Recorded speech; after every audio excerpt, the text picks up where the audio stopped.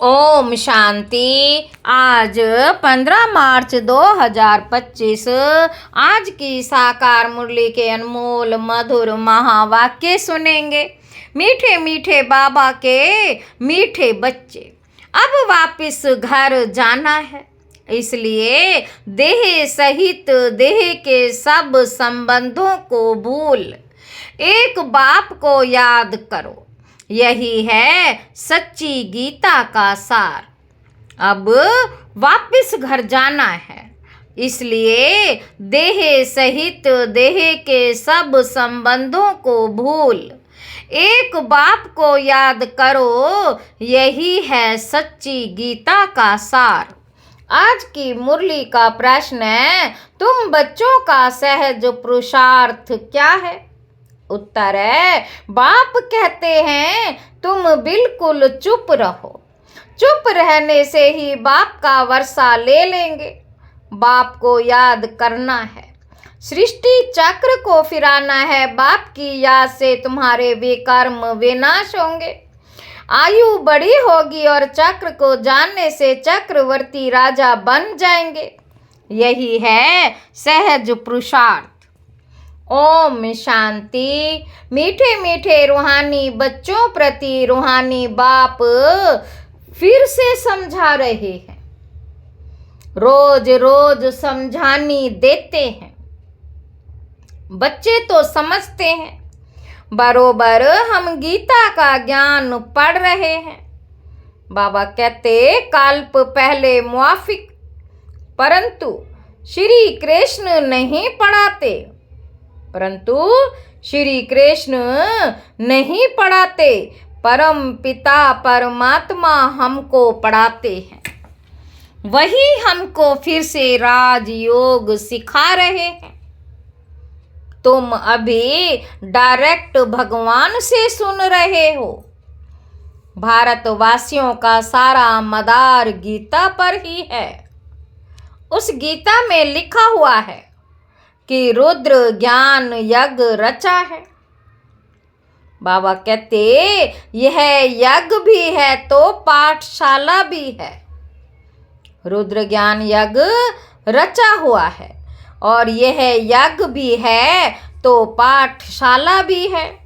बाप जब सच्ची गीता आकर सुनाते हैं तो हम सद्गति को पाते हैं। मनुष्य ये नहीं समझते, बाप जो सर्व का सद्गति दाता है उनको ही याद करना है। बाप जो सर्व का सद्गति दाता है उनको ही याद करना है। गीता भल पढ़ते आए हैं, परंतु रचयिता और रचना को ना जानने कारण नेति नेति करते आए हैं। सच्ची गीता तो सच्चा बाप ही आकर सुनाते हैं। यह है विचार सागर मंथन करने की बातें। बाबा कहते जो सर्विस पर होंगे उनका अच्छी रीति ध्यान जाएगा। जो सर्विस पर होंगे उनका अच्छी रीति ध्यान जाएगा। बाबा ने कहा है हर चित्र में जरूर लिखा हुआ हो, ज्ञान सागर पतित पावन गीता ज्ञान दाता, परम प्रिय परम पिता परम शिक्षक परम सतगुरु शिव भगवानुवाच। परम पिता परम शिक्षक परम सतगुरु शिव भगवानुवाच। यह अक्षर तो जरूर लिखो जो मनुष्य समझ जाए। त्रिमूर्ति शिव परमात्मा ही गीता का भगवान है, ना कि श्री कृष्ण। बाबा कहते ओपिनियन भी इस पर लिखाते हैं। हमारी मुख्य है गीता। बाप दिन प्रतिदिन नई नई पॉइंट्स भी देते रहते हैं। ऐसे नहीं आना चाहिए कि आगे क्यों नहीं बाबा ने कहा। ड्रामा में नहीं था। बाबा की मुरली से नई नई पॉइंट्स निकालनी चाहिए। लिखते भी हैं राइज और फॉल, राइज और फॉल। हिंदी में कहते हैं भारत का उत्थान और पतन। राइज और फॉल हिंदी में कहते हैं, और भारत का उत्थान और पतन। राइज अर्थात construction of deity dynasty, 100% purity, peace, prosperity की स्थापना होती है। फिर आधा कल्प बाद फॉल होता है, डेविल डिनाइस्टी का फॉल। राइज एंड कंस्ट्रक्शन डीटी डिनाइस्टी का होता है, फॉल के साथ डिस्ट्रैक्शन लिखना है। बाबा कहते तुम्हारा सारा मदार गीता पर है, बाप ही आकर सच्ची सच्ची गीता सुनाते हैं। बाबा रोज ही इस पर समझाते हैं। बच्चे तो आत्मा ही है, बाप कहते हैं इन देह के सारे पसारे को भूल अपने को आत्मा समझो। इन देह के सारे पसारे विस्तार को भूल अपने को आत्मा समझो। आत्मा शरीर से अलग हो जाती है तो सब संबंध भूल जाती है। तो बाप भी कहते हैं देह के सब संबंध छोड़ अपने को आत्मा समझ, मुझ बाप को याद करो। अभी घर जाना है ना, आधा कल्प वापस जाने के लिए ही इतनी शक्ति, इतनी भक्ति आदि की है। आधा कल्प वापस जाने के लिए ही इतनी भक्ति आदि की है। सतयुग में तो कोई वापस जाने का पुरुषार्थ ही नहीं करते। वहाँ तो सुख ही सुख है, गाते भी हैं दुख में सिमरन सब करें, सुख में करे न कोई। परंतु सुख कब है, दुख कब है, ये नहीं समझते। बाबा कहते ये सारी बातें, हमारी सब बातें हैं गुप्त। हम ही रूहानी मिलिट्री है ना, शिव बाबा की शक्ति सेना। इनका अर्थ भी कोई ना समझ सके। देवियाँ आदि की इतनी पूजा होती है, परंतु कोई की भी बायोग्राफी को नहीं जानते हैं। जिनकी पूजा करते हैं उनकी बायोग्राफी को ना जानना चाहिए, नहीं जानना चाहिए। जिनकी पूजा करते हैं उनकी बायोग्राफी को जानना चाहिए ना, जानना चाहिए। ऊंच ते ऊंच शिव की पूजा है, फिर ब्रह्मा विष्णु शंकर की, फिर लक्ष्मी नारायण राधे कृष्ण के मंदिर हैं, और तो कोई है नहीं। एक ही शिव बाबा पर कितने भिन्न भिन्न नाम रख मंदिर बनाए हैं। अभी तुम्हारी बुद्धि में सारा चक्र है। ड्रामा में मुख्य एक्टर्स भी होते हैं ना, वह है हद का ड्रामा, यह है बेहद का ड्रामा। इसमें मुख्य कौन कौन है ये तुम जानते हो। मनुष्य तो कह देते हैं राम जी संसार बना ही नहीं है, इस पर भी एक शास्त्र बनाया है, अर्थ कुछ भी नहीं समझते। बाप ने तुम बच्चों को बहुत सहज पुरुषार्थ सिखाया है। सबसे सहज पुरुषार्थ है तुम बिल्कुल चुप रहो। सहज पुरुषार्थ है तुम बिल्कुल चुप रहो। चुप रहने से ही बाप का वर्षा ले लेंगे। बाप को याद करना है, सृष्टि चक्र को याद करना है। बाप की याद से तुम्हारे वे कर्म विनाश होंगे, तुम निरोगी बनेंगे, आयु बड़ी होगी। चक्र को जानने से चक्रवर्ती राजा बनेंगे।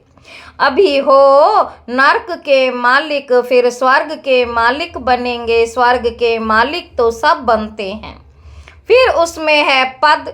जितना आप समान बनाएंगे उतना ऊंच पद मिलेगा। विनाशी ज्ञान रत्नों का दान ही नहीं करेंगे तो रिटर्न में क्या मिलेगा।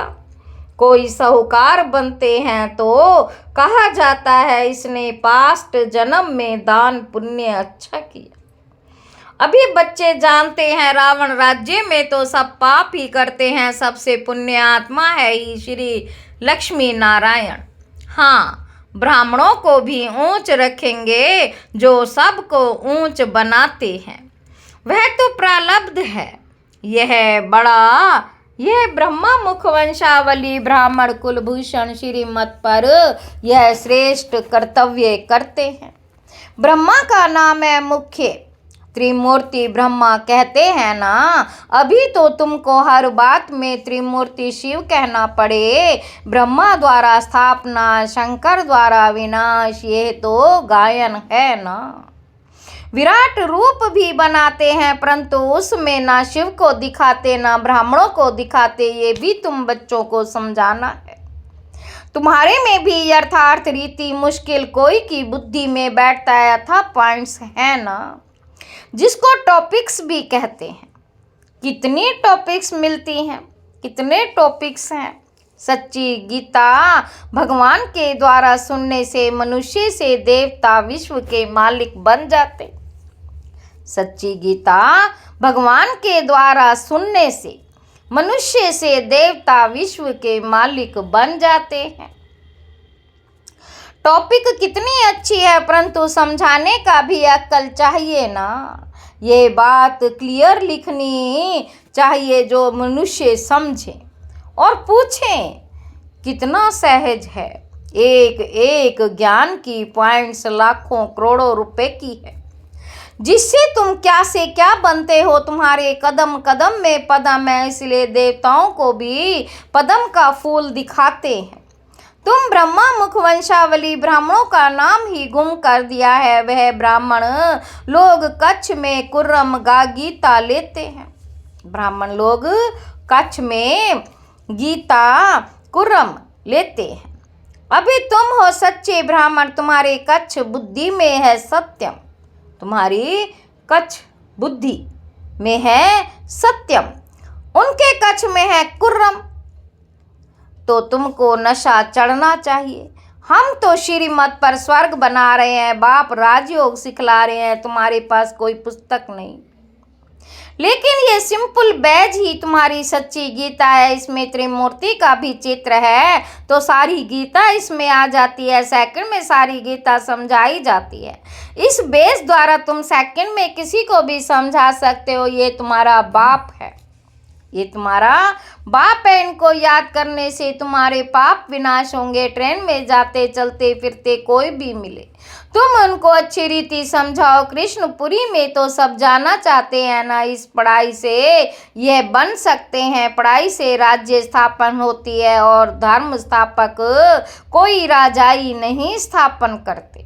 बाबा कहते तुम जानते हो हम राजयोग सीखते हैं भविष्य 21 जन्म के लिए।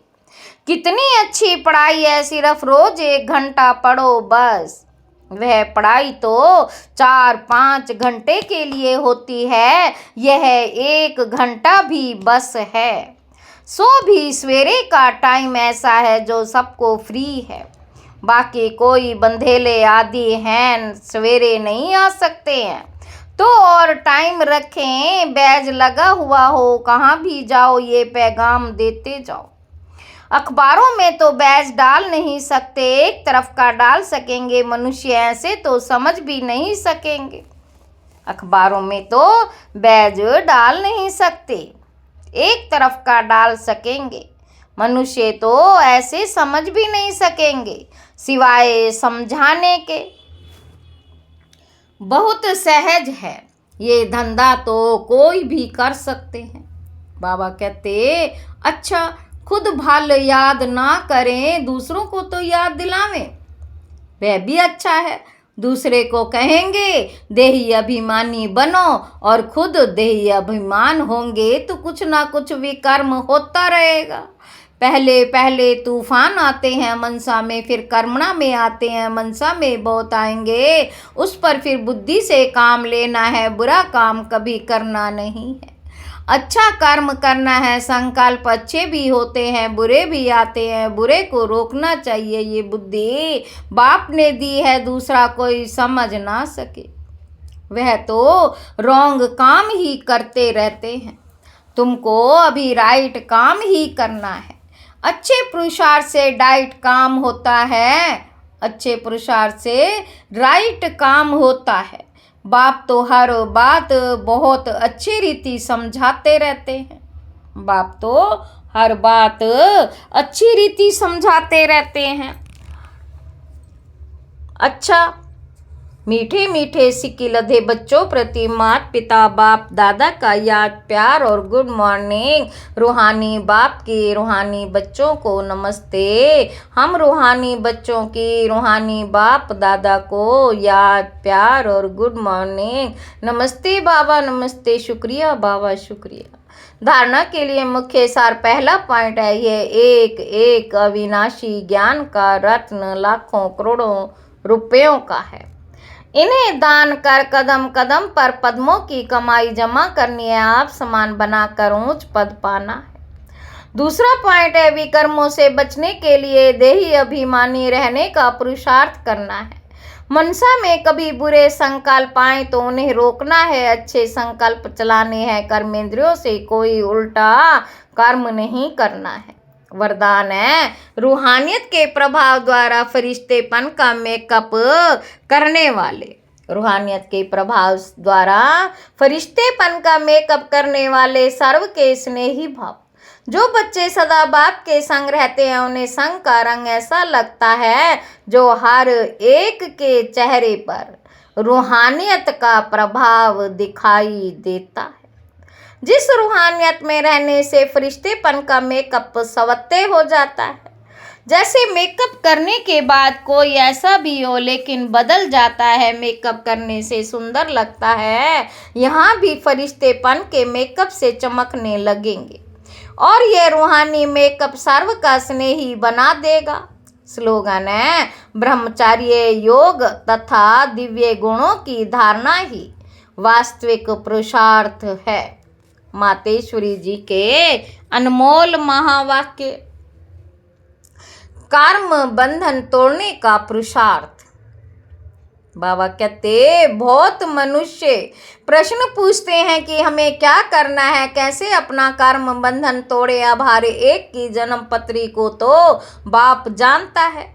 बच्चे का काम है एक बार अपनी दिल से बाप को समर्पित हो जाए, अपनी जवाबदारियां उनके हाथ में दे देवें, फिर वो हर एक को देख राय देगा कि तुमको क्या करना है। सहारा भी प्रैक्टिकल में लेना है, बाकी ऐसे नहीं सिर्फ सुनते रहो और अपनी मत पर चलते रहो।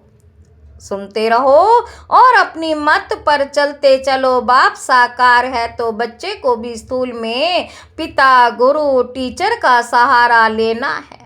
ऐसे भी नहीं आज्ञा मिले और पालन ना कर सके तो और ही कल्याण हो और ही अकल्याण हो जाए।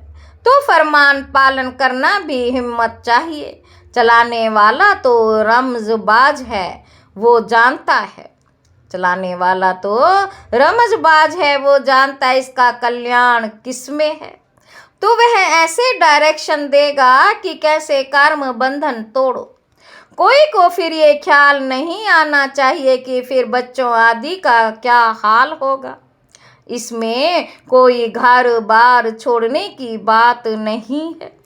यह तो थोड़े से बच्चों का इस ड्रामा में पार्ट था तोड़ने का।